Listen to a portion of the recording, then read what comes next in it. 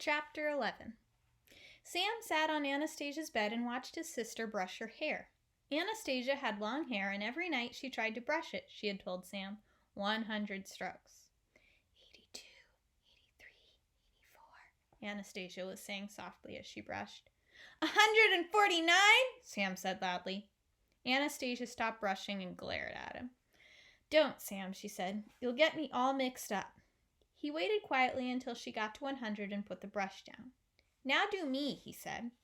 Your hair looks fine, Anastasia said. You don't have oily hair like I do. I just have dumb curls, Sam muttered. You have great curls, Sam. I'd give anything to have curls like yours. In fact, you know what? I'll tell you a secret. What? Sam asked. He loved secrets. Well, his sister confided, when I was younger, I used to be jealous of you. Sometimes, when people would come to visit Mom and Dad, they would start talking about what pretty curls the baby had. What baby? Sam asked. You, when you were little. When people started talking about how cute you were and what pretty curls you had, I would get so jealous and mad that I would leave the room. I would go sulk. Did you cry? No, of course not, Anastasia said. Then she added, well, sometimes I did. Once or twice. Sam sighed. I was such a cute baby, he said with satisfaction. Very, very, very cute. He raised himself to his knees so that he could look across the room into Anastasia's mirror. He frowned at himself. Now I hate my curls, he said. I wish I had punk hair. Punk hair? Yeah, my friend Adam has punk hair. His hair all sticks up like a porcupine. Porcupine, Anastasia corrected him automatically. Is it dyed orange or green or anything? No, it's just a plain brown porcupine, and he has a little tail at the back. Sam felt at the back of his own head. I wish I had a little tail like Adam. Well, Anastasia said, I think it's very weird for a 3-year-old kid to have a punk haircut. When you're big, you can get one if you want to. Although, to be honest with you, I think it would freak Mom and Dad out if you did. Sam grinned. He pictured his mom and dad freaking out. They would probably scream and faint. Maybe ambulances would have to come, with their sirens going. He would stand there with his punk haircut and direct the ambulance people and tell them what to do. Sam, would you go downstairs, please? I have to do my homework now, Anastasia said. I can't concentrate when you're fooling around in my room. I'll go if you give me 5 brushes. You don't have to do 100. So Anastasia picked up her hairbrush again, brushed Sam's curls carefully 5 times, and patted him fondly. You're still cute, Sam, she told him. Yeah, but I have these dumb curls, Sam said glumly. He left his sister's room. Sam could hear his parents talking quietly downstairs. He could hear the television news in the background. If he went down to where they were, they would make him be quiet while they watched the news and talked. He wandered into the bathroom instead. If he stood on the closed toilet seat, he could open the medicine cabinet, and there was interesting stuff in there. First, he took out his dad's shaving cream and pushed the button on top so that it foamed out into his hand. He smeared it on the bottom of his face so that he had a beard. Then he closed the medicine cabinet and leaned over so that he could see his white bearded face in the mirror. Sam giggled. Still wearing his foam beard, he opened the cabinet again. This time he noticed his mother's perfume. He sprayed it across his chest and sniffed. Next, he thought he would try the hairspray. But as he reached for it, he noticed the small pair of scissors that his father used to trim his beard. Sam wondered if you could trim a foam beard. He fitted his fingers into the scissor handles and tried. But it didn't work very well. Part of his beard fell into the sink. He closed the mirror door again and looked at himself to see if his beard was still okay, even if a piece of it had fallen off. But when he looked, he found himself looking more at his hair than at his beard. He found himself looking at his curls.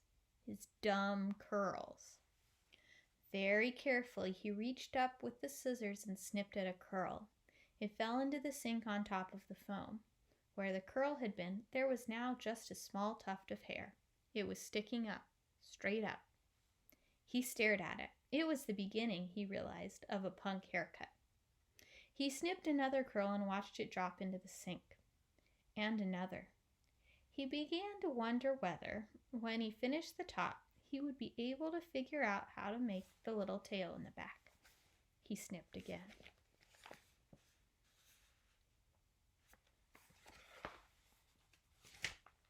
"20 minutes later, through the closed bathroom door, Sam could hear his mother's footsteps coming up the stairs. He could hear her voice.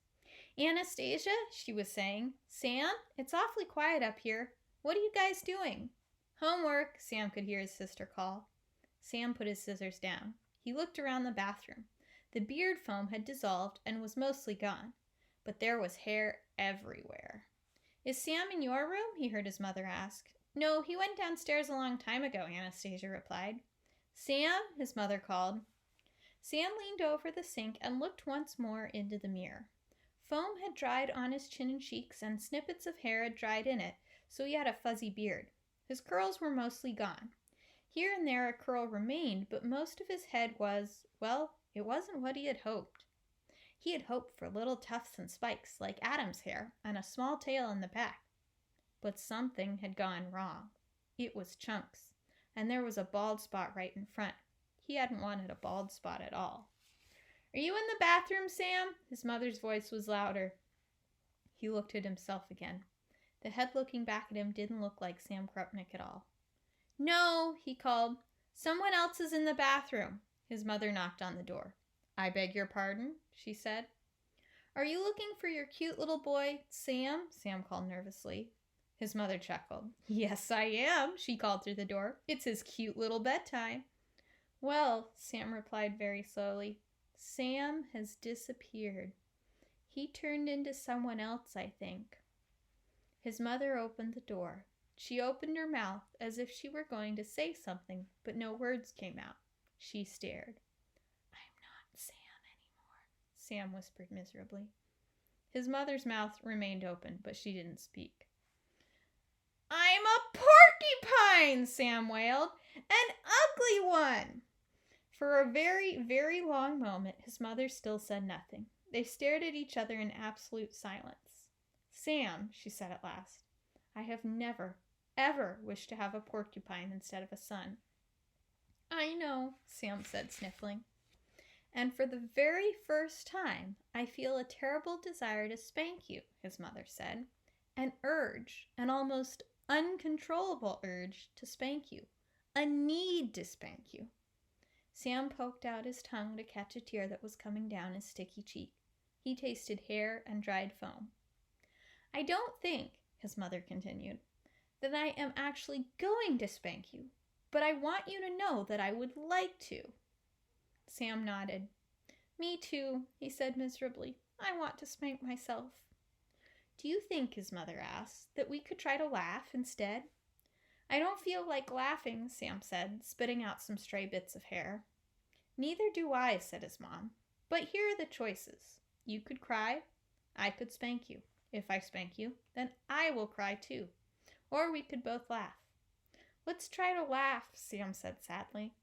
Ha ha, they both said, and turned up the corners of their mouths very slightly. Sam's lower lip was still quavering.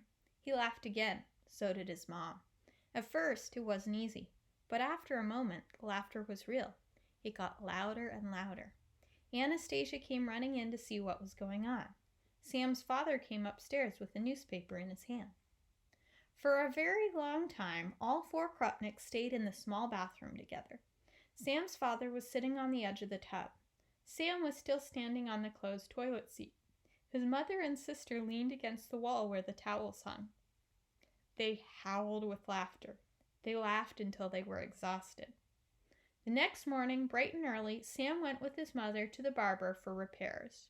For 4 weeks, until his curls grew back, he had the most interesting punk hairdo in town. It was even better than his friend Adam.